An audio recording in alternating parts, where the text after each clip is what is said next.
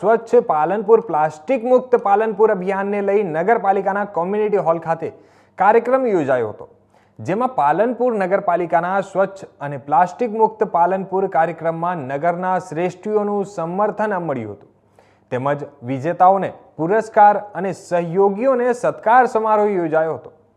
પાલનપુર નગરપાલિકા દ્વારા છેલ્લા 1 મહિનાથી મારું પાલનપુર સ્વચ્છ પાલનપુર મારું પાલનપુર પ્લાસ્ટિક મુક્ત પાલનપુર અભિયાન ઉપાડવામાં આવ્યું છે, જેને લઈ નગરપાલિકાની ટીમ દ્વારા શહેરના લોકોનો સહયોગ લેવામાં આવ્યો છે અને તેમજ સ્વચ્છ અને પ્લાસ્ટિક મુક્ત પાલનપુરને લઈ શોર્ટ ફિલ્મ અને રીલ્સની સ્પર્ધાનું પણ આયોજન કરવામાં આવ્યું છે, જેમાં શોર્ટ્સ ફિલ્મમાં ₹25,000 સુધીના પુરસ્કાર તેમજ રીલ્સના વિજેતાઓને ₹7,000 સુધીનું પુરસ્કાર આપી સન્માન કરવામાં આવ્યા હતા।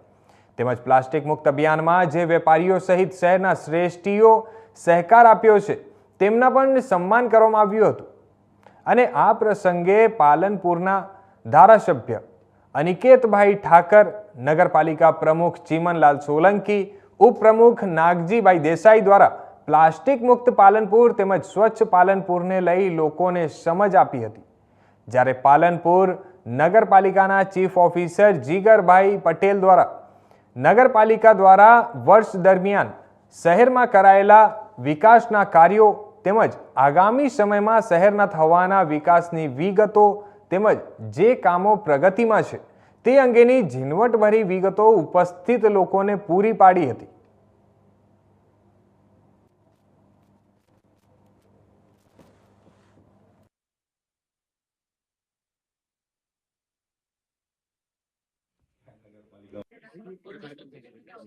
आज रोज पालनपुर नगरपालिकाए પાડેલું આખું અભિયાન સ્વચ્છ પાલનપુર મારું પાલનપુર અને પ્લાસ્ટિક મુક્ત પાલનપુર, આ અભિયાનની અંદર નગરજનો સાથે, શ્રેષ્ઠીઓ સાથે, વિવિધ એસોસિએશનો સાથે આજે ચર્ચા થઈ, સંવાદ થયો અને સાથે સાથે જે કોમ્પિટિશન હતી રીલ અને નાની શોર્ટ ફિલ્મની, એ કોમ્પિટિશનના વિજેતાઓને પણ ઇનામ આપવાનો મોકો મળ્યો।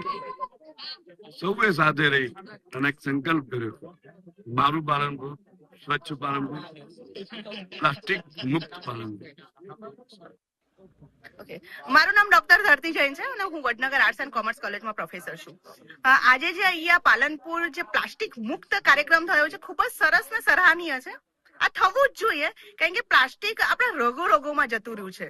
પૃથ્વીના કણ-કણમાં અને શરીરના રગ-રગમાં પ્લાસ્ટિક છે અને માઇક્રોપ્લાસ્ટિકના કારણે આપણે કેન્સર થવાની મોટી ક્ષમતા, હર 7 થી 8 માણસમાં કેન્સર છે, તેનું કારણ ક્યાંક ને ક્યાંક માઇક્રોપ્લાસ્ટિક છે। એટલે પ્લાસ્ટિકનો ઉપયોગ આપણે બંધ કરવો જોઈએ, એનો વિવેકપૂર્વક ઉપયોગ કરવો જોઈએ, જ્યાં ત્યાં કચરો ન નાખવો જોઈએ, એને એની જગ્યા ઉપર જ નાખવો, સૂકો અને ભીનો કચરો પણ જુદો જુદો જ કરવો।